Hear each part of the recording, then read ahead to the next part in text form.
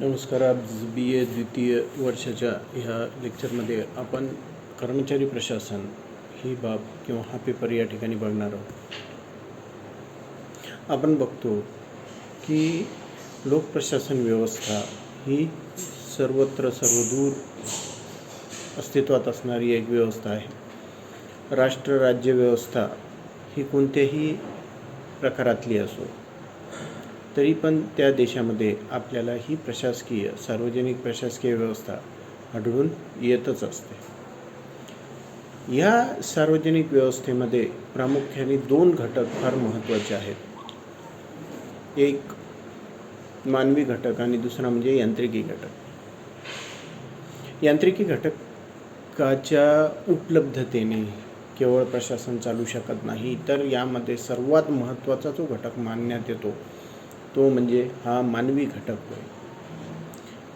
या मानवी घटकालाच आपण या ठिकाणी म्हणजे की सार्वजनिक व्यवस्थेमध्ये कार्य करणाऱ्या ह्या मानवी घटकाला आपण या ठिकाणी कर्मचारी असे संबोधित असतो.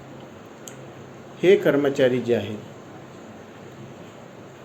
हे कर्मचारी ह्या एकूण या सार्वजनिक प्रशासकीय व्यवस्थेचा आत्मा असलेले आपल्याला दिसून येतात. कारण ही सार्वजनिक प्रशासकीय व्यवस्था हिचे उद्दिष्ट साध्य करणे, ही सार्वजनिक प्रशासकीय व्यवस्था यशस्वीपणे रन करणे किंवा चालविणे या सर्व बाबी या कर्मचाऱ्यांवर अवलंबून असलेल्या आपल्याला या ठिकाणी दिसून येतात. आणि ह्या कर्मचारी प्रशासनाचा किंवा ह्या कर्मचारी व्यवस्थेचा अभ्यास आपल्याला ह्या पेपरमध्ये करायचा असतो.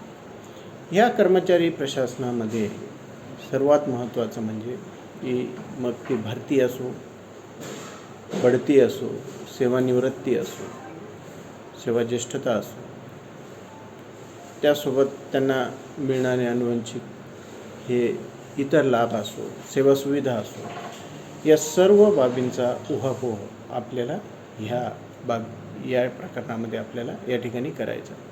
तर या सर्व बाबीचे व्यवस्थापन ह्या एकूण कर्मचारी व्यवस्थेचे प्रशासन, एकूण कर्मचारी व्यवस्थेचे प्रशासन व्यवस्थापन ही जी प्रक्रिया आहे, या प्रक्रियेला आपण या ठिकाणी कर्मचारी प्रशासन असे म्हणतो. यामध्ये केवळ कर्मचाऱ्यांशी निगडीत असणाऱ्या बाबी, भरतीपासनं ते निवृत्तीपर्यंत सर्व बाबींचा उहापोह आपल्याला या कर्मचारी प्रशासनामध्ये बघावयास या ठिकाणी मिळतो. कर्मचारी प्रशासन ही बाब अभ्यासणे अत्यंत महत्त्वाचे ठरते. कारण कर्मचाऱ्यांशिवाय हे लोकप्रशासन या ठिकाणी चालू शकत नाही. आणि ह्या कर्मचारी व्यवस्थेचं कायम अपडेशन असणं हे कर्मचारी प्रशासनाच्या यशासाठी नितांत आवश्यक असलेलं आपल्याला दिसून येतं. कारण जसे कर्मचाऱ्यांना मिळणारा DA हा याच बाबीचं एक उत्तम उदाहरण आहे. कर्मचाऱ्यांना सेवेत आल्यानंतर एक ठराविक स्वरूपात जे वेतन देण्यात येतं, हे वेतन त्यांना कार्याचा मोबदला म्हणून दरमहा देण्यात येतं. असे असले तरीही वाढत्या महागाईच्या अनुषंगाने त्यांच्या वेतनामध्ये वाढ करण्यासाठी त्या ठिकाणी DAची व्यवस्था करण्यात आलेली आहे.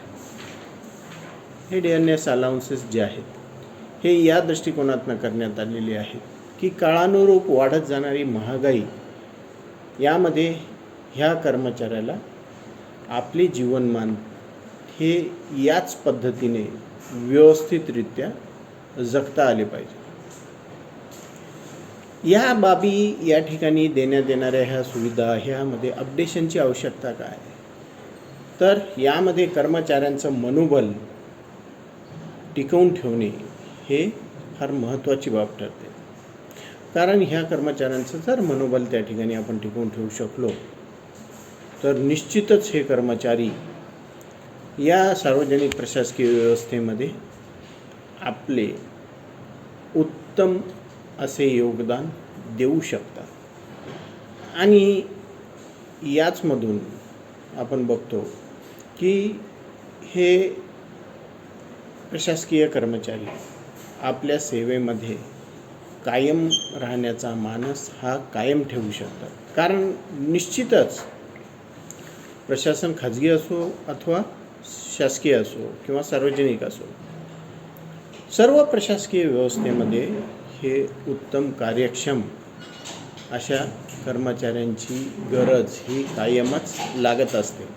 आणि केवळ उत्तम कार्यक्षम असे कर्मचारी त्या ठिकाणी प्राप्त करून निवडण्यात येऊन चालत नाहीत, तर त्या ठिकाणी ते त्या प्रशासकीय व्यवस्थेमध्ये कायम राहावे, अधिक चांगल्या मनोबलाने राहावेत, अधिक चांगल्या कार्यक्षमतेने राहावे. यामधून त्यांचे वेतन, सुविधा आणि सेवा शर्ती यामध्ये कायम अपडेशन होत असलेलं आपल्याला दिसून येतं.